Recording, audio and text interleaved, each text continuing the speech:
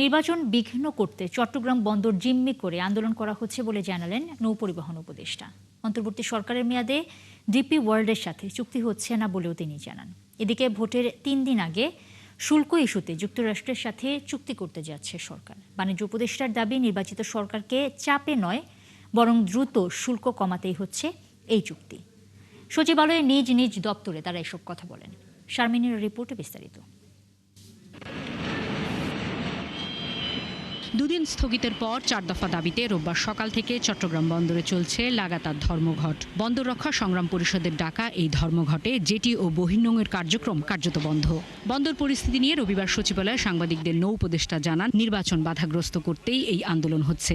কয়েকদিন পরে ওই কনস্টিটিউয়েন্সিতে তারা একটা গন্ডগোল সৃষ্টি করছে, এটা ইলেকশন কমিশনের দেখার ব্যাপার। আমি সিইসি মহোদয়কে অনুরোধ করেছি, কারণ ইলেকশনটা যদি ওখানে ঠিকমতো না হয়, এটা নিয়ে সমগ্র দেশের ইলেকশন নিয়ে কথা উঠবে। নিউমুরিন কন্টেইনার টার্মিনাল পরিচালনায় ডিপি ওয়ার্ল্ডের সাথে এখনই চুক্তি হচ্ছে না বলেও জানান তিনি। ডিপি ওয়ার্ল্ডের ব্যাপারে এখনো চলমান এবং একটা চিঠি ডিপি ওয়ার্ল্ড প্রধান উপদেষ্টাকে দিয়েছে, যে মেসেজটা পেয়েছি, যে তারা আরও সময় চায়, যেহেতু আমরা যেভাবে যেই জায়গায় আছি সেই জায়গায় আসতে তাদের আরও সময় প্রয়োজন। দেয়ারফর এই নেগোসিয়েশন চলবে, ইভেন ইলেকশনের পরেও চলবে। এদিকে 9 ফেব্রুয়ারি ওয়াশিংটনে যুক্তরাষ্ট্রের সাথে শুল্ক ইস্যুতে চুক্তি করতে যাচ্ছে অন্তর্বর্তী সরকার।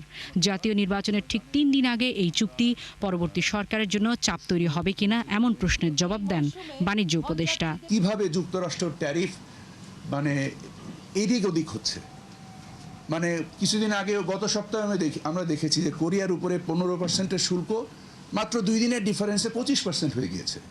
সো আপনি কি চান যে বর্তমান সরকার আগামী সরকারের জন্য এমন একটা বার্ডেন রেখে দিয়ে যাক যে যেখানে রপ্তানি শুল্ক এত উচ্চ পর্যায়ে চলে যাক, যেখান থেকে নামানোর জন্য আপনার এই 7 লক্ষ চাকরি, আপনার 1 লক্ষ কোটি টাকার ব্যবসাকে আপনি বাজি ধরতে চান? বিমানের চেয়ারম্যান এবং আকিজ বশির এভিয়েশন নিয়ে কোনো স্বজনপ্রীতি হয়নি দাবি করেন। নিজের সম্পদের হিসেব দেবেন বলেও জানান শেখ বশিরউদ্দিন। আমার অফিসকে ফোন করে বলেছি এবং তারা সম্পদের বিবরণীটা পাঠিয়ে দিয়েছে। আমি আপনাদের সাথে মিটিং সই করে স্বাক্ষর করে এটা ক্যাবিনেট ডিভিশনে জমা দিয়ে দেব। শারমিন মীরা, 71, ঢাকা।